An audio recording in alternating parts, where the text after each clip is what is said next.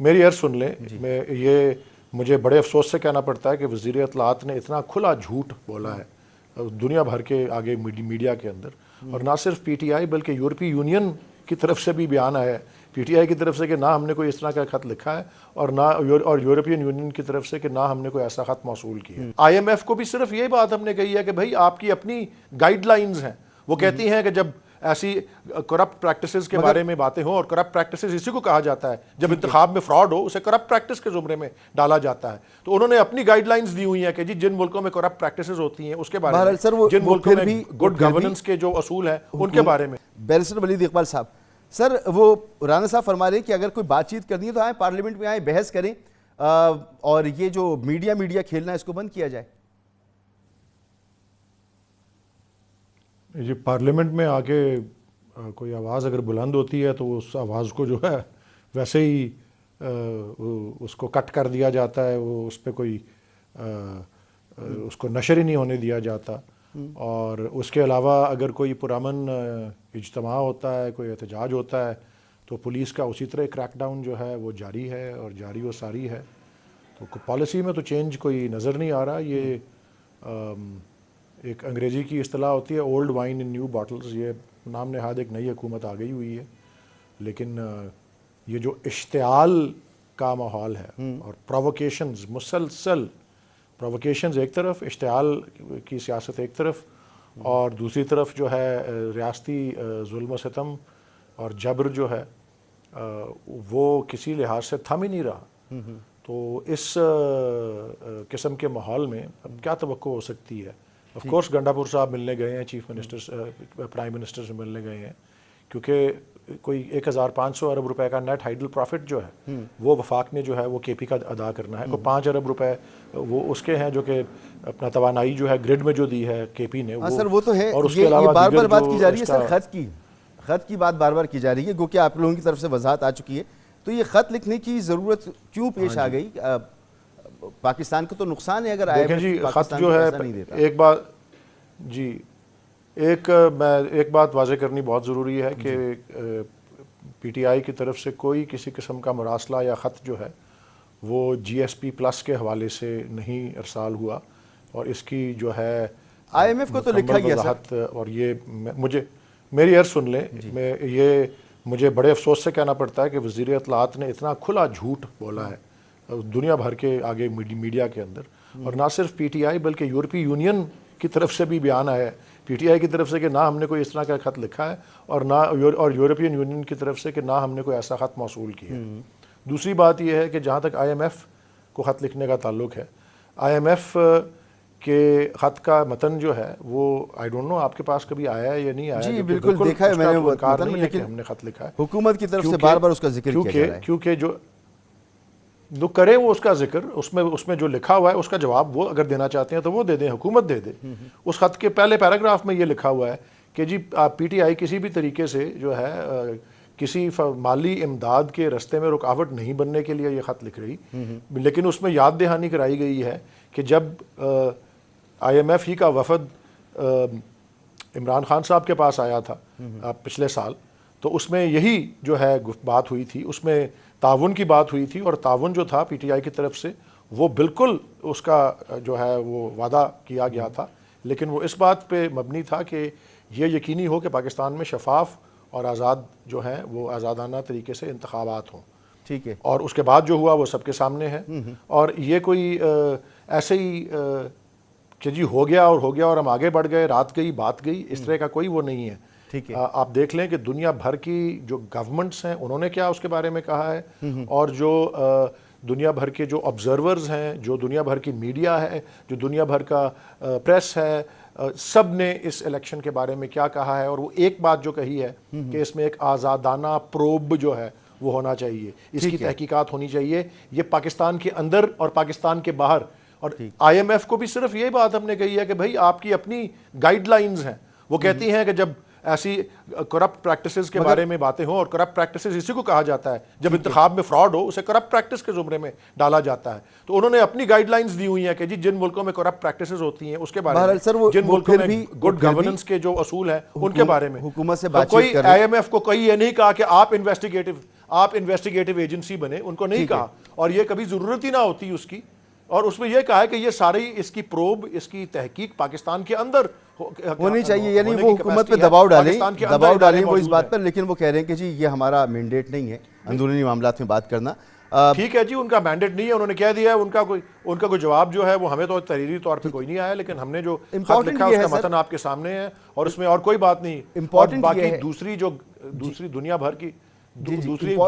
Governments جو ہیں، جو جمہوریت کے علم بردار بنتے ہیں، ان کو بھی اس بات کو، ان کو بھی ان کے سامنے یہ کھلی واردات ہوئی ہے، ان کے آبزرورز نے دیکھا ہے یہ. تو وہ اگر اس کو پاکستان کو کسی قسم کی امداد کو مشروط کرنا چاہیں اس سے کہ پاکستان میں جینوئن ڈیموکریسی ہو، تو وہ ان اقدار ہی کی وہ تائید کریں گے جن کو آپ یہی چاہتے ہیں نا کہ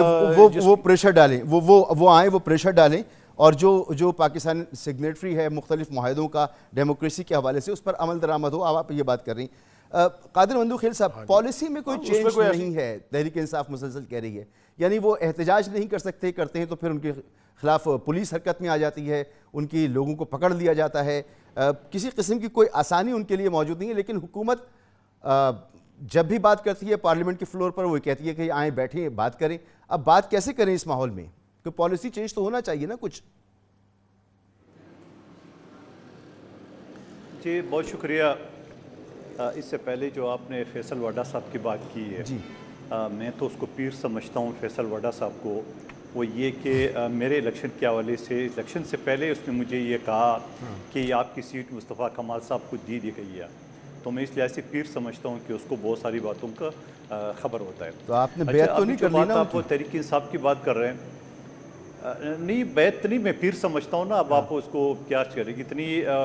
باخبر آدمی ہے کہ اس نے الیکشن سے پہلے مجھے بتا دیا سیٹ اور زرداری صاحب کے صاحبزادے ہو گئی ہے. اور میں بڑا حیران تھا کہ یہاں 8-10 جلسے میں دن کو کرتا ہوں، یہاں میں نے اربوں روپے کی اسکیمیں منظور کرائے اور کمپلیٹ کرایا ہے، اور ایک شخص جو صرف جمعے کی نماز کے لیے آتا ہے اور کراؤڈ میں تصویر کھینچ کے چلا جاتا ہے، اس کو کیسے دی گئی اور کیسے دی جائے گی. بہرحال وہ سارا چیز آپ نے دیکھ لیا.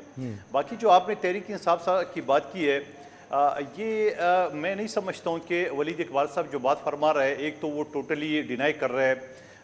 اس خط سے جو IMF کو لکھا گیا، لیکن ان سے ذرا یہ پوچھے کہ آپ خط لکھنے کا مقصد کیا تھا. کہ اور پھر یہ جو ابھی پچھلے ہفتے جو ہوا تھا IMF کے یا ورلڈ بینک کے سامنے جو ان کے لوگوں نے احتجاج کی ہے، آپ بہتر جانتے ہیں کراچی کی پالیٹکس کو، جہاں کوئی قتل غارت ہوتی تھی تو وہ MKM کہتی تھی ہمارا عملہ تعلق ہے، اور جہاں کوئی بندہ ان کا مر جاتا تو لاش اٹھا کے بولا ہمارا کارکن ہے. ایگزیکٹ اسی طرح سے تحریک انصاف بھی اسی پالیسی پہ چل پڑی ہے. جہاں وہ خط جو لکھا گیا اس کو امریکہ کو، وہ ان سے ولا تعلق ہو گئے. اور بھائی کسی کو کیا تکلیف ہے جو وہ امریکہ کو خط لکھے؟ یہ آپ کے لوگ ہیں بیٹھے ہوئے، اور کسی کو کیا تکلیف ہے IMF اور ورلڈ بینک کے دفتر کے سامنے احتجاج کرنے کا؟ جب ان چیزوں کو نہیں مان رہے تو یہ جو خط ہے، تو یہ خط کو نہیں مان رہے تو ان کو کیسے مانیں گے؟ اب آپ کہیں گے کہ ان باتوں کا کیا رزلٹ کیا گیا؟ رزلٹ یہ آئے گا جب آپ کو پتا ہے کہ 2018 میں RTA سسٹم بٹھا کے جب تحریک انصاف کو مسلط کیا پاکستان کے اوپر، اور اس وقت بھی نہ چاہتے ہوئے بھی اور الیکشن کو رزلٹ دیکھتے ہوئے بھی بلاول بھٹو زرداری صاحب نے اسمبلی کے فلور پہ کہا کہ عمران خان قدم بڑھاؤ ہم تمہارے ساتھ ہیں. تو جواب میں کیا ملا وہ آپ نے سب نے دیکھا. اسی طرح شہباز شریف صاحب نے کہا آئیے مساک کی معیشت پہ بات کریں، تو جواب میں کیا گالی گلوچ ملی وہ آپ کے سامنے کی بات ہے. اب سوال یہ ان کا زدہ مثال یہ جتنے مرضی ہے مزاحمت کر رہی ہے، تھوڑے سے وہ کہتا ہے نا اپنی روزی حلال کر رہے ہیں جو MNA MPA بنے ہوئے ہیں عمران خان صاحب کے نام پہ. آپ کو پتہ ہے علی احمد گنڈپور صاحب جس طرح اچھل رہا تھا، اور اس کا انتخاب اس بات کی نشاندہی ہے کہ اس نے پتہ نہیں کیا جنگ چھیڑنا ہے، پورا عالمی جنگ چھیڑنا ہے اس نے. اور وہ یہ سمجھ رہا تھا کہ یہ کوئی ڈی اے خان کی کوئی تحصیل ہے جس کرسی پہ میں بیٹھ جاؤں گا اور جو مرضی میں کر دوں گا، میں اسلام آباد کا رابطہ منقطع کر دوں گا اور اسلام آباد پشاور کا روڈ منقطع کر دوں وغیرہ. اور کیا اس کے ذہن میں تھا. جب وہ کرسی پہ بیٹھا تو اس کو پتہ چلا ہو یہاں تو IGP وفاقی حکومت کا ہے، یہاں تو چیف سیکرٹری وفاقی حکومت کے، یہاں تو بہت سارے وفاقی ادارے ہیں، یہاں تو بہت سارے بیوروکریسی ہے، یہاں تو بہت سارے فنڈ جو ہے وفاق کے ذریعے آنا ہے. تو وہ مجبور ہو کے اس پرائم منسٹر کے پاس گئے جس کے حلف میں انہوں نے کہا یہ غداری کے مرتکب ہے. صدر پاکستان کے زرداری صاحب کے حلف میں اگر میں جاؤں تو غداری کے مرتکب ہے. تو میں اس کو پازیٹیو میں لیتا ہوں کہ چلو صحیح ہے. مجھے اندازہ ہے آپ یہ گفتگو مزید کئی منٹ تک فرما سکتی ہیں، لیکن سوال یہ بنتا ہے کہ اگر تحریک انصاف نے اس وقت آپ کی آفرز کو ایکسیپٹ نہیں کیا تھا تو آج یہی صورتحال دوبارہ بن رہی ہے. اس وقت ان کی حکومت نہیں چلی, آپ کی حکومت پھر کیسے چلے گی؟ ہماری حکومت تو چل جائے گی, اس کی آپ ٹینشن نہیں لیں. اس سے پہلے جو پیپلز پارٹی کی حکومت تھی, جو تحریک انصاف نے جو وہ کزن کے ساتھ دھرنا دیا تھا, وہ آپ کے سامنے ہے. اس کے بعد جب یہ چائنا کا صدر آ رہا تھا, پھر جو پی ٹی آئی نے دھرنا دیا ہے 126 دن کا رات کا دھرنا, وہ بھی آپ نے سامنے ہے. آگے بھی اللہ خیر کرے گا, ٹینشن نہیں ہے. آپ مجھے بتا دو, جب عمران خان صاحب گرفتار نہیں ہوئے تھے تو ایسا لگ رہا تھا کہ اگر یہ گرفتار ہو جائے تو پورا پاکستان سر پہ اٹھا دیں گے. کتنے لوگ باہر نکلیں, مگر پھر یہ سارے جو مینڈیٹ پختونخوا میں ان کو ملا ہے. اس کے بعد جب عمران خان نے اجلاس کا اعلان کیا پچھلے اتوار کو رمضان سے پہلے کہ آپ احتجاج کریں اور تاریخی اجلاس ہوگا, کتنے 100 لوگ نکلیں کراچی میں, سندھ میں, پنجاب میں, اسلام آباد میں. اگر تو قادر منوخیل صاحب آپ کا استدلال یہ ہے نمائندگی کر رہے تھے, کہ وہ بھی آپ نے دیکھا عوام تحریک انصاف کے ساتھ نہیں ہے, اگر آپ کا استدلال یہ ہے تو الیکشن ریزلٹس آپ کے سامنے ہیں, اور یہ الیکشن ریزلٹس وہ احتجاجی حساب سے ہے, وہ احتجاج بھی آپ کے سامنے, اس کو بھی مسعود رضا صاحب بولا کرے نا, جو اتوار کو عمران خان صاحب نے تاریخی احتجاج کیا, کتنے 100 لوگ نکلے. آپ کو یاد دلاؤں جب ضیاء کے دور کے بعد, ضیاء دور میں جب بی بی نکلی اور نصرت بھٹو صاحبہ نکلی تو کتنے لوگ ساتھ تھے؟ بھٹو صاحب کی پھانسی ہو گئی, کتنے لوگ ساتھ تھے؟ جب 86 میں نہیں ہوتا نا سر, اس طرح نہیں ہوتا.